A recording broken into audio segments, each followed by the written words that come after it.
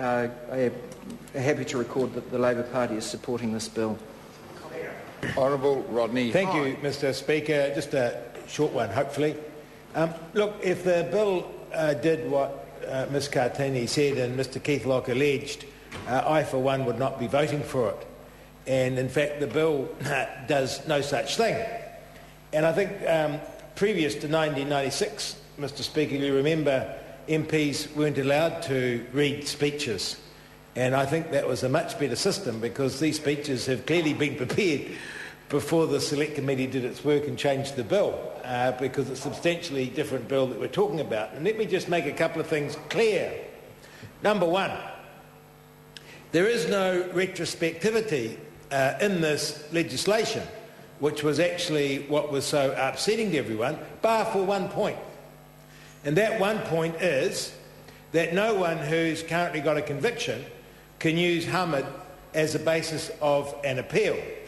Now, I think that is a bit egregious, but we made that decision on the basis that the submitters were very clear that it actually wouldn't affect anyone, and in a way we were trying to quieten down our caucuses who'd got alarm that would be the case. So in a way, no harm has been done, and we actually got a bit of comfort, and I'd make the point also that it is only for 6 months. Number two, here's the critical bit. There's no retrospectivity for anyone in the system. And I think that's a very, very important achievement of this Parliament, and indeed for the Minister and for the Executive.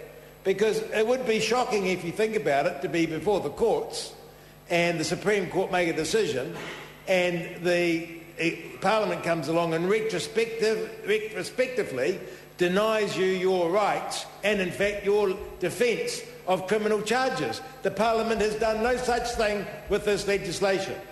Number three, it is only going forward that this legislation applies to beyond that point made about those with a conviction. So it's entirely prospective, and the Supreme Court decision stands. And it's perfectly correct that Parliament makes the law.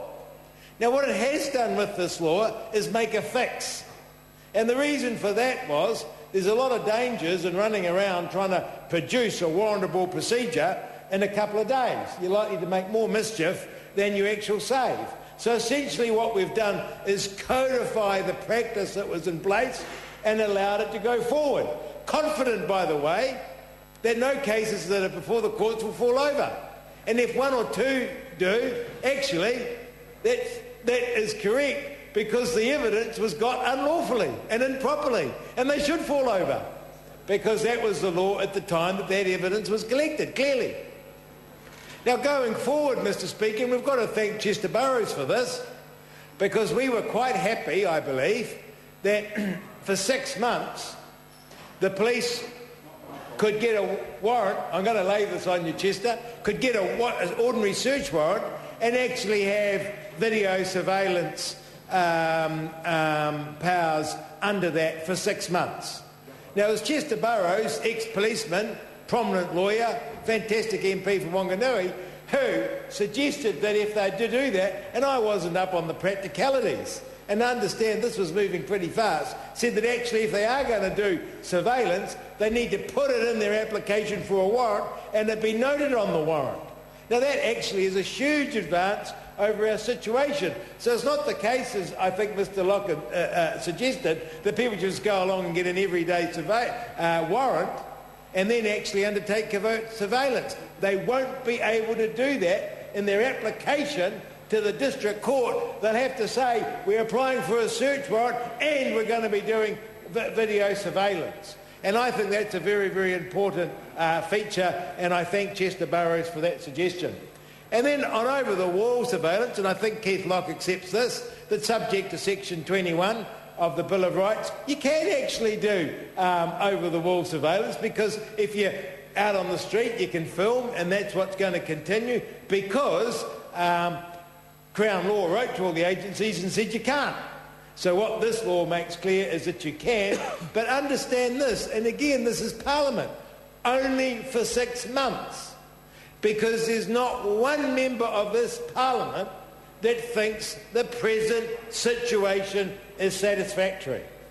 We've got to patch, we've got to fix up. It is there for 6 months, and in 6 months this Parliament will have to come back and fix it, and I think that's a great result, and I am a bit sorry that Mr Locke and the Maori Party, and I understand the Maori Party weren't at the Select Committee, but they've actually given speeches on an earlier version of the bill. Thank you very much. The question is that the motion be agreed to. Those of that opinion will say aye. Aye. To the contrary, no.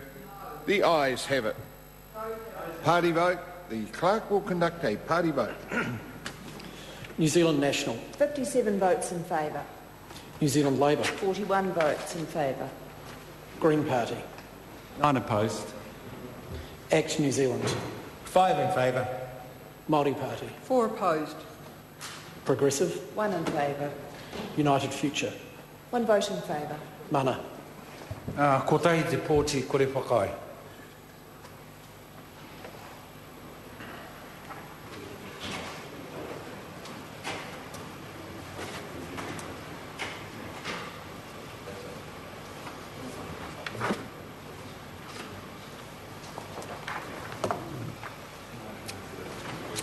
Ayes are 105, noes are 14. The ayes have it. Video Camera Surveillance Temporary Measures Bill, third reading. Call on Government Order of the Day number 3.